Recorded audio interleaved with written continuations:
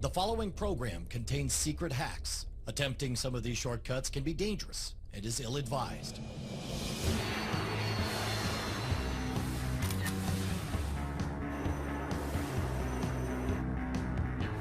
There's no better way to travel than on a private plane. You skip the security cattle call, you don't have to deal with the masses in the terminal.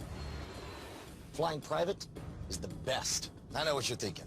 This is something reserved for CEOs and Kardashians.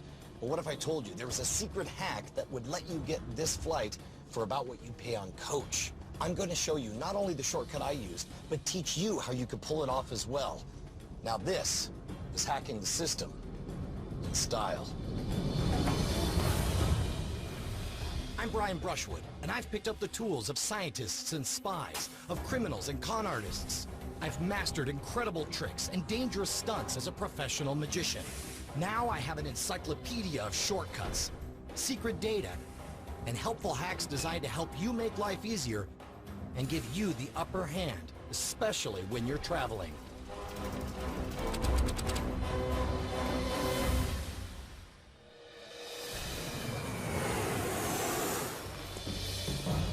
You probably have a friend or relative who brags about the time he got miraculously upgraded to first class, got treated like royalty at 30,000 feet.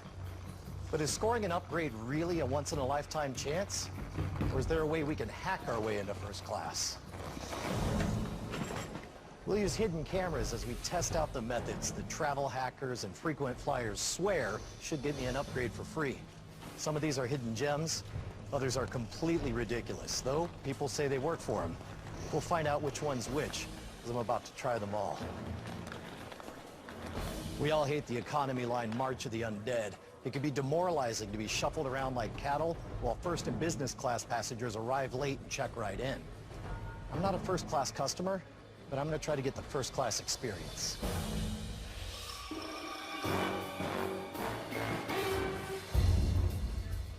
I'll start by skipping that long line and use the first class counter to see if I can afford an upgrade. Next. Hi, how you doing? Hi, how are you? Good, I'm Brian. What's your name? My name is Brooke. How may I help you today? Brooke, I need a hero to save the day because I managed to score the worst seat in history. Okay. Is there something better? Let me check for you. Do you have your ID with you? Yeah, hang on. Great. You guys have the best customer service. Oh, thank you. I've never had a bad Oh, experience. appreciate that. I'm using well-known sales techniques to give me the best chance of getting an upgrade. In this case, giving the ticket agent a great reputation to live up to. She's now primed to give me what I want. I can get you bumped up to business class. Those tickets run about $1,500 each. Would Wow. you want to go ahead with that? That was very fast, and you are very awesome. Unfortunately, that's also out of budget. Do you have anything cheaper? Let me check for you. When you praise someone, it feels good. I'm encouraging the agent to keep trying to help me. Since I can't afford a first-class ticket on this flight, I'll try something else that can apply to anyone whose travel plans are flexible. If you guys are overbooked, I have plenty of time. You can bump me to the next flight if that helps. Lots of people ask for a free upgrade, but I'm showing her that I'm reasonable by offering to change my flight. If I'm offering something, my agent may be more likely to offer me something. Well, that is very nice of you to offer. Unfortunately, though, this flight is not full yet, so I'm not going to be able to upgrade you for free. I can get you into a premium economy seat, and that one is only $150. Okay, so I haven't been able to score a free upgrade. I have one more idea. Unfortunately, $150, that's also our monthly payment to the kids' college fund. So, dilemma time. I either pay for the kids' college or get an upgrade. What should I do? I'm giving Brooke a moral dilemma, so she's invested in helping me. Now, the next idea will be hers. Another technique in winning people over. It's really up to you. Yeah, but what would you do in my situation? If it's me, I would probably save for college. Yeah. All right. I'll stick with the same one. Okay.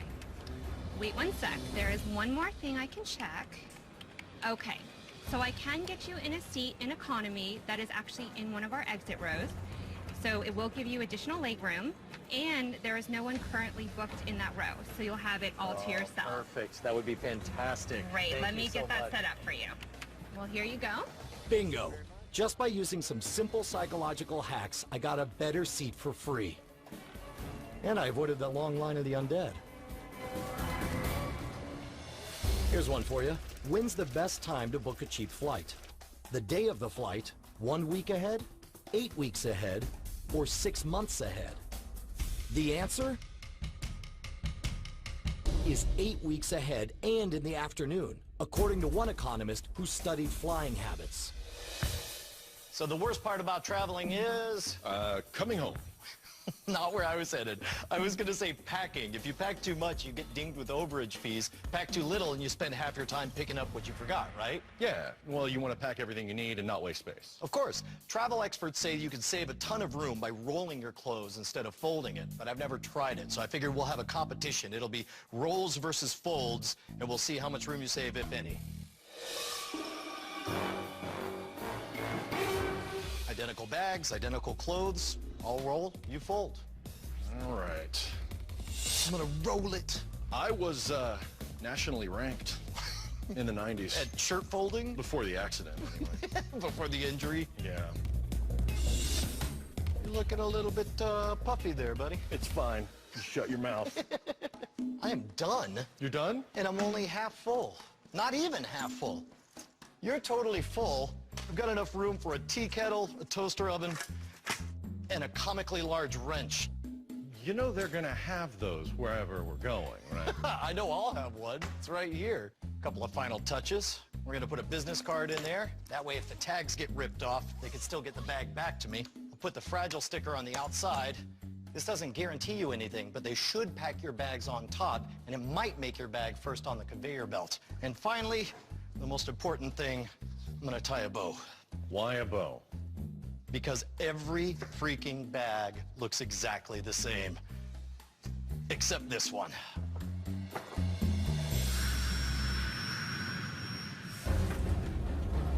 How about this frustrating scenario? You show up with extra time just to get through security. You go to grab your toiletries, and then you discover something you can't take on the plane. There's nothing worse than seeing all that money thrown into the trash. But you might not be out of luck. You can ask if you could turn it in at Lost and Found and pick it up on your return trip. Not all airports will hold on to your stuff for more than a couple of days, but it's worth a try. Quick quiz. If you encounter long lines at the TSA, or should I say when you encounter them, which line should you join? The line on the right, the line on the left, or the line in the middle? The answer is the one on the left. Research has shown that Americans prefer to turn right, so the lines at the left almost always have fewer people. Even if you don't get your flight upgraded, you might still be able to get a taste of the good life in the first class lounge.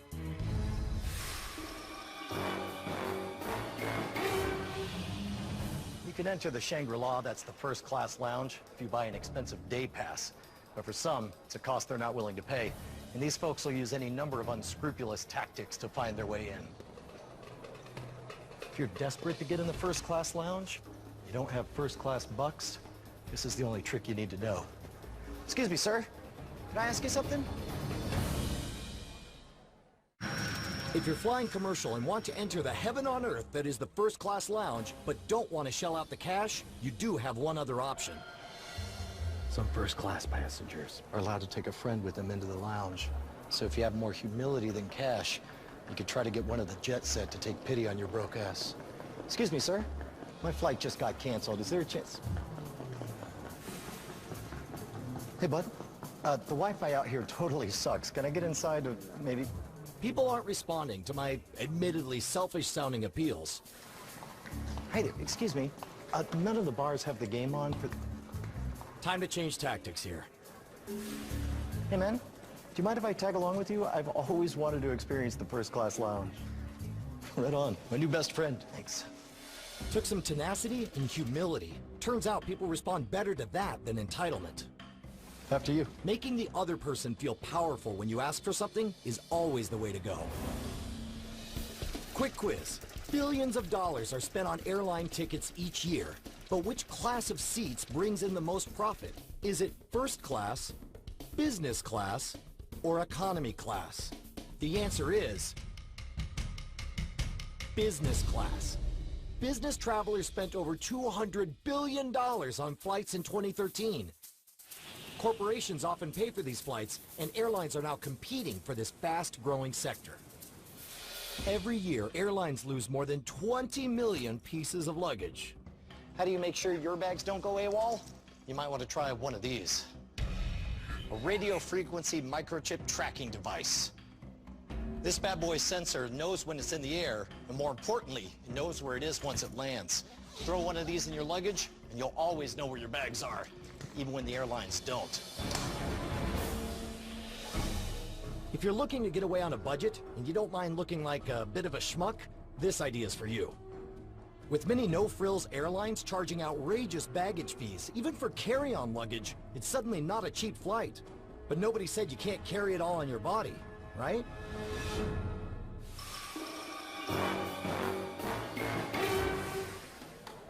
I look like I'm traveling light, but I am fully packed for a weekend getaway, and I haven't checked a bag. Here, check it out. 4 pockets sewn into the back. Got shirts, got khakis, I got these gym shorts, book, and finally, another bag. Once you're past checking in security, if you don't want to wear your stuff, you could just put it in your bag. And all of that can fit into this. An entire gym bag's worth of clothes. Now I'll admit, this looks pretty ugly, and it's not very practical.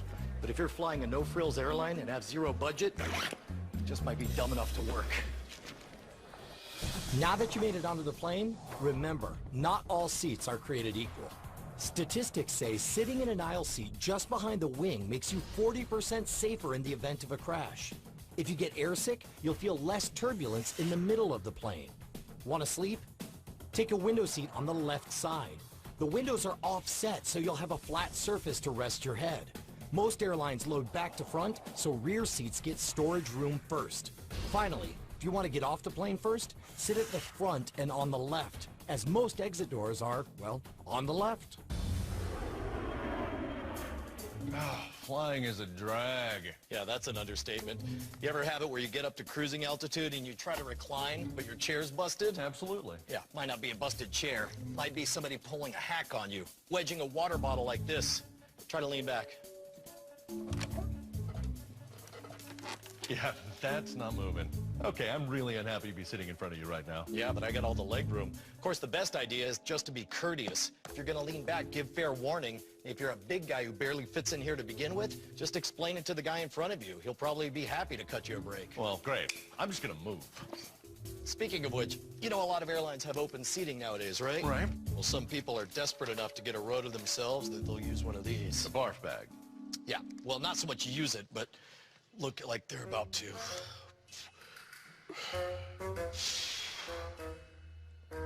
Oh, did you want this seat, sir? No, I'm just gonna stay out of the splash zone. Thanks.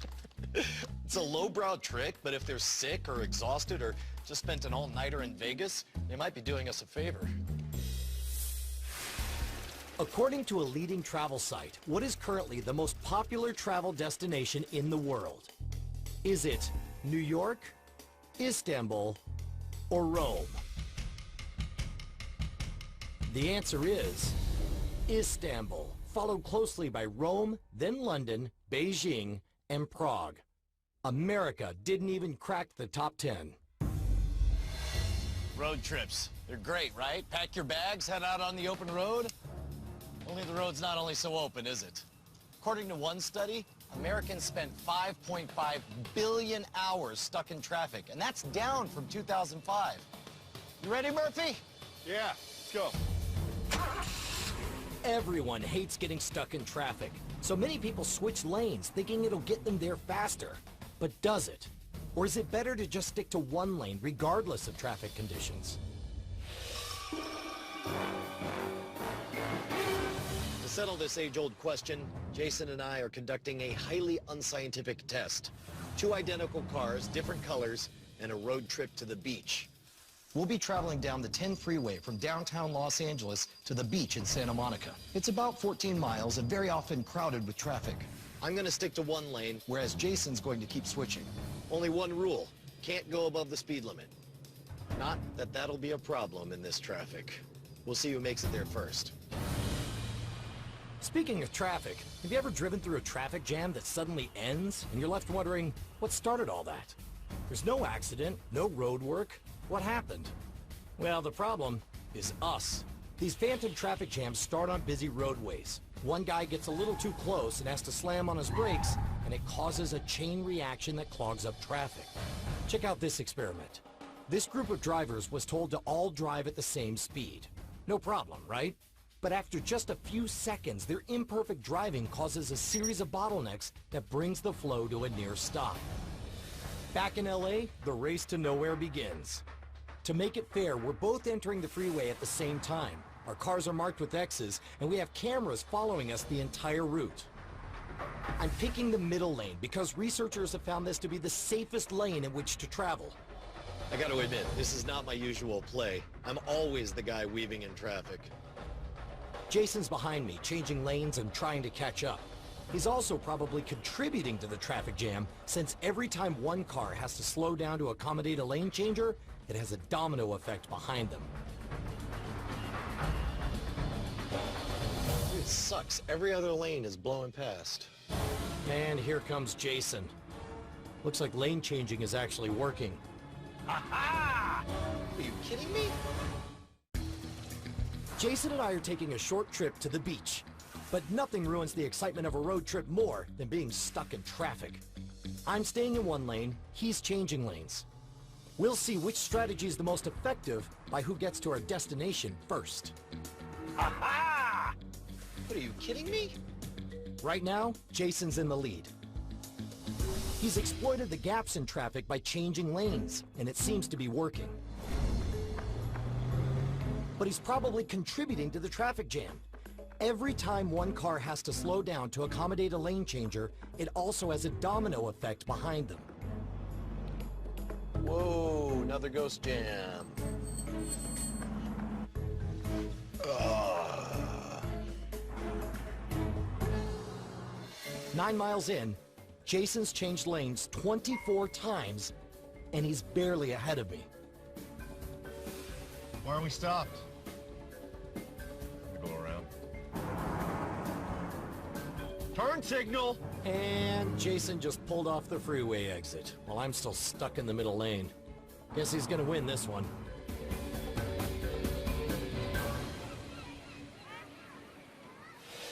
All in all, Jason changed lanes 37 times in a 14-mile stretch. He beat me by 2 minutes and 13 seconds, but he was more likely to be in an accident. If you ask me, definitely not worth it. Mr. Murphy, how was your ride? I'll be honest, it was kind of stressful. What about you? It was relaxing, actually. Nice. There's something zen about just being stuck in your one lane. Well, we made it to the beach. So now, it's time to book a hotel. This hotel just told me over the phone that they're fully booked. But now I'm here in person, so it's hotel versus Brushwood. Place your bets.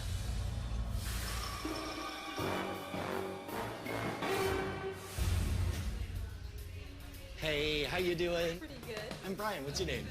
I'm Marta. Awesome. Do you guys happen to have a room tonight? I know it's Friday and you're super busy.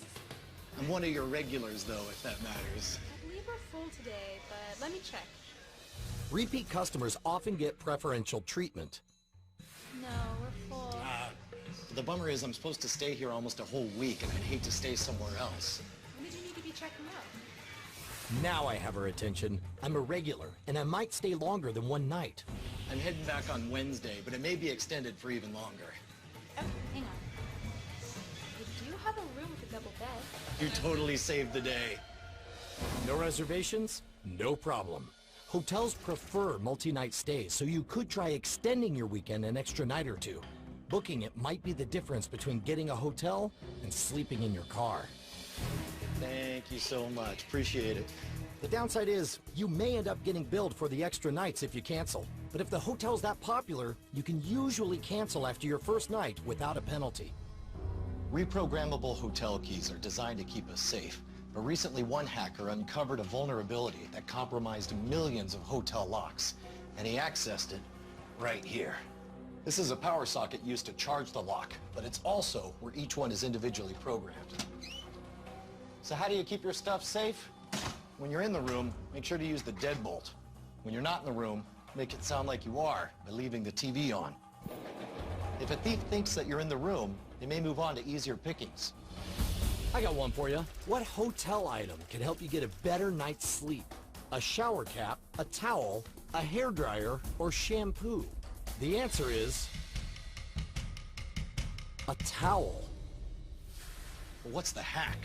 Start by getting the towel damp, and then by placing it over the room fan or the air conditioner, it'll act like a humidifier, putting moisture in the air and doing wonders for your respiratory system. Think your valuables are safe in your hotel? Maybe not. This is how the bad guys can get into your not-so-safe hotel safe. There are several online videos that claim that you can reset a safe's combination after it's been locked. It involves hitting the reset button inside. I'm gonna try to get in through the front using a metal hanger, or in this case, a skewer. Holy cow, that was way too easy. Well, it's clear to see that most hotel safes should not be trusted with your stuff. If you truly want to protect your valuables, do the smart thing. Leave them at home. Some people say the best part of traveling is coming home. I don't know if that's always true, but it definitely is when you're flying in your own private jet. Now this is traveling in style. And believe it or not, you can afford to ride in one of these by taking advantage of empty leg flights. Welcome aboard.